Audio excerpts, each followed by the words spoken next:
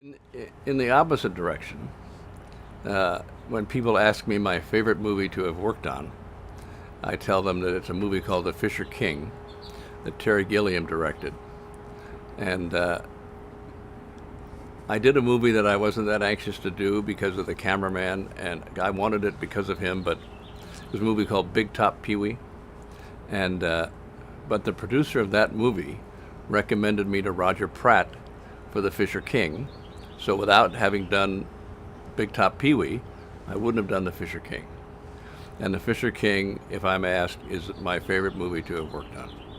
And part of it is Terry Gilliam, part of it's Roger. But we were shooting in New York and Los Angeles. And we were scouting Grand Central Station. And at one time they'd had a New York gaffer, but I somehow said I didn't want to do half a movie, and so Roger made it possible for me to do the whole thing. So we go into Grand Central Station, which I thought, this is big. And there's a very famous still photograph of the sun, shafts of light coming in. And so he said, I was here with Russ, and, we want to put 12Ks up there coming through those openings. And I thought, oh, that sounds good, and Russ is an experienced gaffer. But we were prepping for about a month, and whenever I had time, I would go back to Grand Central Station and just sit there and think about it. We were shooting a day scene starting at 10 o'clock at night until 6 o'clock in the morning because we had to take over Grand Central Station. So I realized that might be nice, but it's not going to be enough. And it's the biggest lighting setup I've ever done on stage or on location. We had a Musco light on 42nd Street coming in the door and the big window. And then I said, we'll have that there, and then we'll move it over to the west side when we get to the main floor. And Roger said, how long will that take? I said, 10 minutes.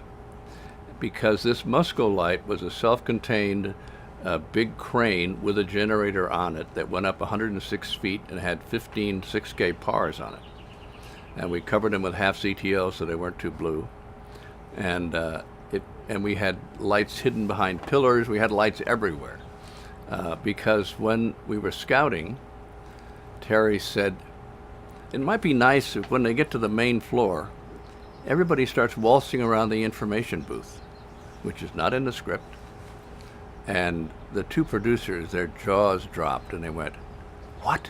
And I hear later on that he backed off a little bit, because he knew how much it was going to cost. And by then the producers had figured out how to pay for it. They said, no, we'll do that, And it is the most amazing scene I've ever worked on. And they just screened that movie at the ArcLight here in Hollywood. So I saw it on the big screen for the first time in a long time. And that whole scene is it's unbelievable.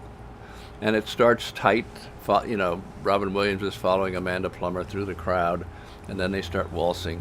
And there's a mirror ball on top of the information booth, and a xenon is hitting it, making these party things. And then, so we did a rehearsal, and I noticed that Amanda was kind of going in and out of light too much on the way across.